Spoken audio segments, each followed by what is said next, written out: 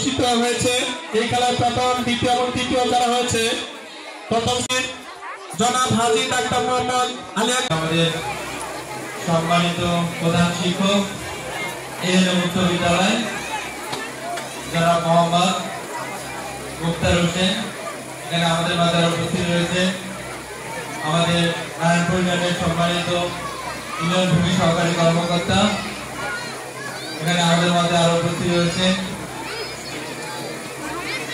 Residential public স্কুলের প্রধান শিক্ষক, বারিচা বালিকা উচ্চ বিদ্যালয়ের সহকারী শিক্ষক সহ আমন্ত্রিত অন্যান্য অতিথিবৃন্দ, অত্র প্রতিষ্ঠানের সম্মানিত অভিভাবকবৃন্দ, প্রিয় শিক্ষার্থীবৃন্দ, তোমাদের সকলের প্রতি হলো আমার সালাম। আসসালামু আলাইকুম।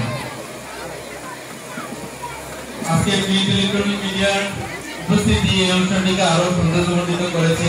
প্রেস ক্লাবের সম্মানিত সেক্রেটারি সহ তাদের অন্যান্য সদস্যবৃন্দ রয়েছে, তাদের উপস্থিতিতে আজকে অনুষ্ঠানটিকে আরো আলোকোজ্জ্বল করেছে। আমি তাদেরকে ধন্যবাদ জানাই।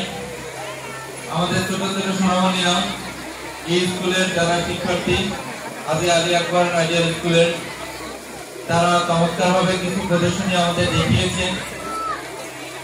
এতেই প্রমাণিত হয় স্কুলের শিক্ষার মান অনেক উন্নত এবং তারা সবসময় শিক্ষা বিস্তারে কাজ করছেন। এই অত্র স্কুলের ছোট ছোট সোনামণিরা যে কুচকাওয়াজ প্রদর্শন করেছেন তার দৃষ্টিনন্দন ছিল। আমি তাদেরকে আন্তরিক ধন্যবাদ জানাই। আজকে মূল অনুষ্ঠান যেটি ডক্টর মোহাম্মদ রহমতুল্লাহ সাবেক শিক্ষাবৃত্তি,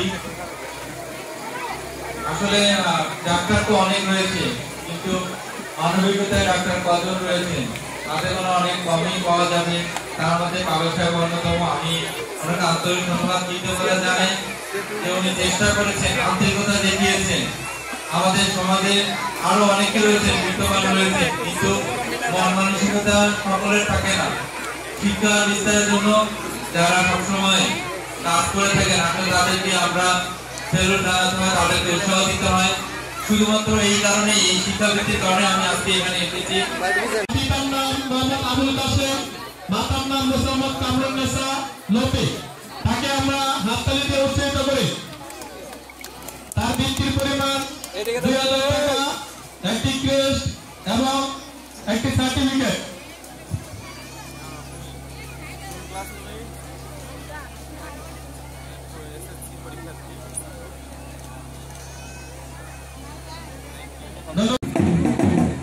সম্মানিত সুধী, আপনারা দেখতে পাচ্ছেন আজকের এই আয়োজিত হাজী আলী আকবর আইডিয়াল স্কুলের ছাত্রছাত্রীরা দীর্ঘদিন পরিশ্রমের মাধ্যমে আজকের এই সাংস্কৃতিক অনুষ্ঠান। হাজী আলী আকবর আইডিয়াল স্কুলের ছোট ছোট সোনামণিরাও আগামী দিনে স্থান পেতে পারে এবং তারাও যেন প্রতিষ্ঠিত হতে পারে, এই লক্ষ্যে তোমরা কাজ করো।